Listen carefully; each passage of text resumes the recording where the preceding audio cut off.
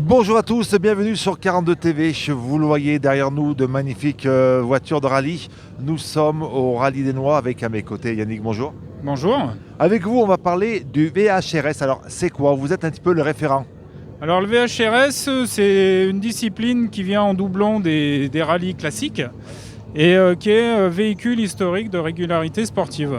Donc l'objectif en VHRS, c'est pas d'aller le plus vite, mais c'est d'être le plus proche d'un temps idéal. Voilà. D'un temps idéal. Alors, c'est quoi le temps idéal? Comment il est calculé ce temps idéal? Alors on a un chronométreur qui, la veille, nous donne un certain nombre de moyennes à respecter. Et donc ces moyennes font qu'on arrive à un temps idéal et il faut se caler le plus proche possible de ça. Donc, typiquement sur les spéciales, sur la première spéciale, on a 75 km/h de moyenne à tenir. Voilà.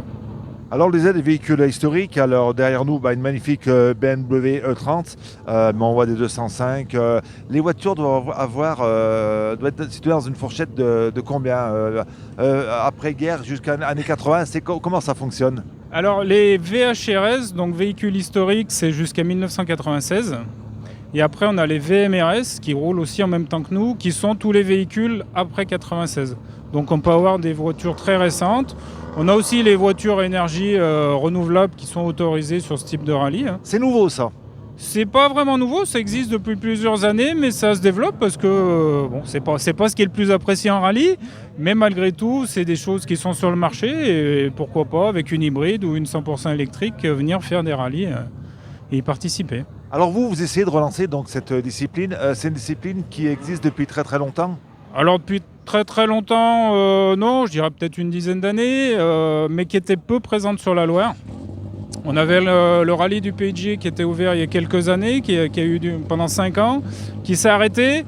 Et comme on est un petit groupe et on était un petit peu frustrés de ne plus avoir de rallye en local, parce qu'on reste quand même des gens du coin, j'ai contacté les présidents de l'ASA Ondaine et puis de l'ASA Forêt pour leur expliquer notre frustration et d'essayer de relancer les rallyes. Donc voilà, le Val d'An s'est réouvert, le rallye du Forêt. Et puis cette année, le rallye des Noix, c'est la première. Et dans 15 jours, le rallye de Montbrésonnais, aussi une première pour le VHRS, VMRS. Voilà, même ça reste des voitures qui ont 20-30 ans, elles sont en rallye, elles peuvent encore vraiment faire de bons résultats. On peut voir Cédric Robert qui a une M3 qui date de la même époque, et puis quand on sait la manier, il n'y a pas de mystère, ça fonctionne. C'est pas une discipline, on peut pas dire que c'est un rallye des mamies, c'est pas ça. Alors c'est pas le rallye des mamies, on roule effectivement moins vite, mais il y a quand même une recherche, et puis celui qui veut s'amuser un peu, il est aussi autorisé à respecter un petit peu moins, en restant dans les limites du raisonnable. Le but c'est pas d'aller aussi vite que les modernes, sinon il faut se mettre en moderne. Voilà.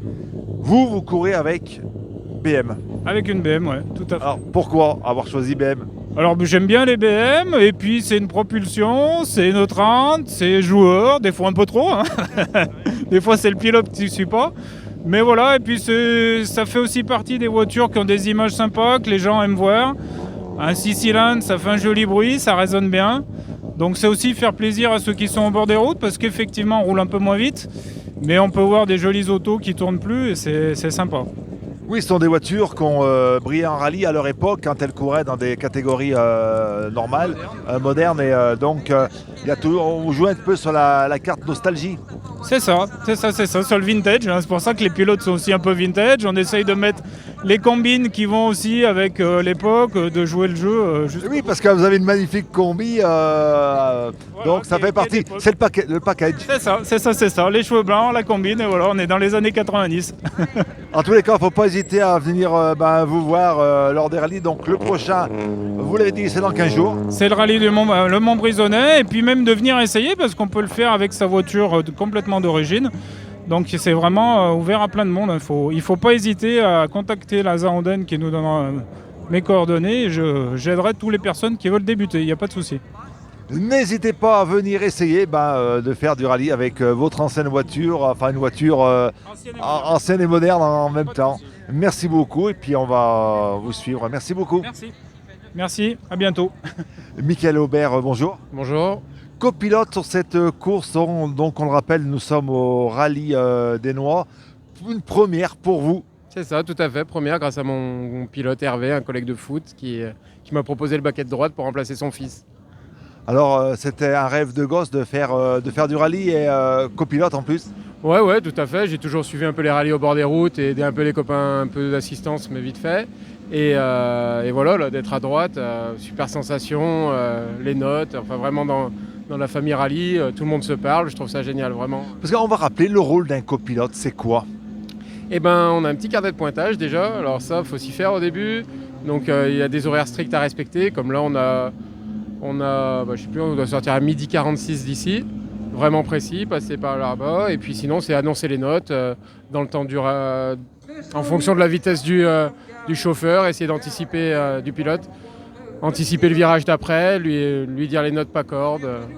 Voilà. En gros, on lui dit attention, dans 100 mètres, il y a un virage à gauche, il faut le prendre à telle vitesse, c'est ça? Non, en fait, la semaine d'avant, on fait des reconnaissances, on note, et c'est un peu lui qui dit, lui, il aimerait le passer en 3, en 4, toi tu notes, et après tu lui dis ce qu'il t'a dit la semaine d'avant.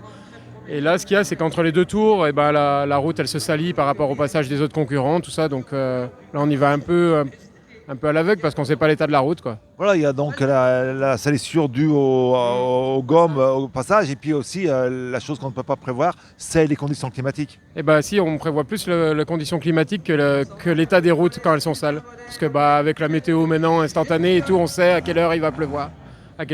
S'il faut faire un changement de pneu à l'assistance ou pas. Mais ouais, c'est plus... moi je découvre, hein, donc là tout à l'heure, ça va être la première fois que je vais rouler sur des routes sales. Donc on verra. Alors dans quel état d'esprit on se trouve à une demi-heure avant le départ? Pressé, un petit peu d'appréhension? Franchement non, il me met super à l'aise et je pensais pas trop dormir cette nuit, trop le goût de le faire, quoi. Non, j'ai bien dormi, au début de la spéciale assez tranquille, et puis je me suis un peu gouré un moment dans les notes, mais il a tout de suite dit ah non, c'est pas le bon gauche, c'est l'autre d'après, et hop, j'ai repris le fil, ça va. Mais après c'est un pilote super sympa qui me met à l'aise. Non, super bien pour commencer. Ça reste du VHRS, moi, ce que je fais. Hein. C'est pas non plus les gars qui envoient du pâté, quoi. Voilà, donc on va dire le VHRS, c'est des voitures historiques, des voitures qui ont plus de 20 ans, c'est ça? C'est ça, exactement. Et en plus, VHRS, c'est une moyenne. Il y a une moyenne, normalement. Nous, on n'y fait pas trop attention. Il roule comme il a envie de rouler, mais en fait, tu as une moyenne de temps à faire jusqu'à la fin. Et après, il calcule une moyenne haute. Mais c'est quand même 75 km/h de moyenne sur la première. Je crois que ça fait envoyer déjà. Non, mais bien. Que du bonheur en tout cas. Que du bonheur, donc pressé d'inaugurer donc cette première course. L'avenir, c'est continuer, ça serait bien. Ouais, j'aimerais bien, mais non, c'est une pige. Et puis il y a d'autres collègues qui aimeraient aussi, donc je pense qu'il va faire rouler. J'étais le premier, moi je suis content. S'il y a une autre opportunité, j'irai volontiers dedans, il n'y a pas de souci. Merci beaucoup, bon courage, et puis j'espère que vous allez prendre vraiment du plaisir, mais j'en doute peu. C'est que ça, que du plaisir. Et voilà, merci à vous de m'avoir interviewé pour ma première. Hein. Merci beaucoup. 304 Hervé Réaucreux et Michael Aubert. Le plaisir de se trouver à côté d'une légende dans le monde du rallye, c'est Eric Pirage, bonjour. Oui, bonjour, enchanté à TV42. Donc une légende, je sais pas. C'est vrai que je suis un passionné de sport automobile. Ça fait des années que je cours et puis voilà, vous êtes passionné aussi. Ouais. Ça me fait plaisir d'échanger des bons moments avec vous. Et voilà, la passion nous fait vivre, nous fait avancer. Vous avez commencé jeune le rallye? J'avais 23 ans, donc j'ai 60 ans, donc vous calculez un petit peu, ça fait 37 ans. J'ai eu quelques coupures, heureusement au milieu. Mais bon, c'est vrai que c'est un sport qui me fait avancer, qui me fait vivre, que j'aime énormément. Il y a des passionnés, tout le monde s'entend bien. Et on est au milieu de Porchis avec des gens que j'adore et tout se passe bien. Déjà, dans votre métier d'origine, vous êtes en contact avec l'automobile. Vous aviez une casse auto que tout le monde connaît, qui était donc dans le quartier de Montieu. Et puis vous continuez avec votre activité dans le monde automobile. Oui, j'avais une casse automobile que j'ai tenue 30 ans pratiquement. Et ça fait 4 ans maintenant que j'ai un magasin à Talou, je vends vraiment que de la pièce neuve. Donc j'ai toujours baigné dans le sport automobile. Je suis né dans l'automobile, donc forcément c'est qu'une plaisir de conduire une belle voiture et de se faire plaisir. Vos véhicules de prédilection, c'était BMW? D'abord, la première, je pense, qui m'a fait vraiment connaître, c'était la Skoda 400. Ouais.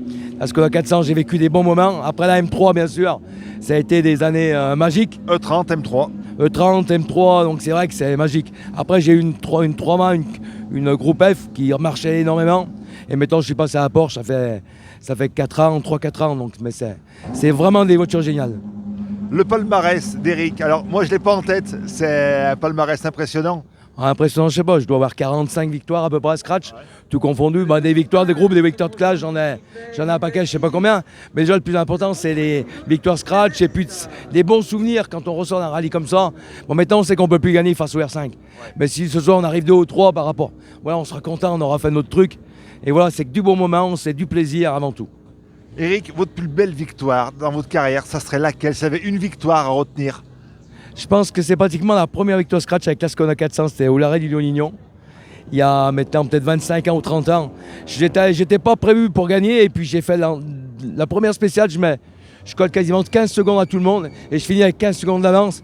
C'est une des victoires, je pense, où j'ai pris vraiment des risques, la première spéciale. Et après j'ai géré, mais c'est une des plus belles victoires avec la côte chalonnaise. Et le circuit, le rallye qui a été le plus beau au niveau de la conduite, le plus peut-être technique, mais avec des paysages à couper le souffle. Il y en a eu forcément. Alors je pense au Tour de Corse, mais est-ce qu'il y a d'autres endroits aussi magnifiques? Ouais, il y a la Sainte-Baume avec la spéciale des crêtes, où là c'est magnifique, on domine la mer, avec des trous, des précipices de 300-400 mètres carrés. Je pense que la spéciale des crêtes, c'est une spéciale qui m'a fait vraiment le plus peur. Et c'est magique, c'est au-dessus de Marseille, entre la Ciotat et la Sainte-Baume. C'est magique, mais c'est vrai que maintenant elle a plus parce que c'est sauvegardé. Voilà, c'est des belles spéciales. Mais chez nous, on a tellement de spéciales que l'Annonay aussi, l'Ardèche, la Cance, on a plein de rallyes où on a vraiment le choix. Merci beaucoup Eric, et puis bon rallye pour aujourd'hui, bonne course, et puis on va continuer à vous suivre. Merci beaucoup Eric. C'est très gentil, et puis que ça se continue bien comme ça, c'est gentil de nous accorder des bons moments. Merci Au beaucoup. plaisir. Merci. Merci. Merci Eric.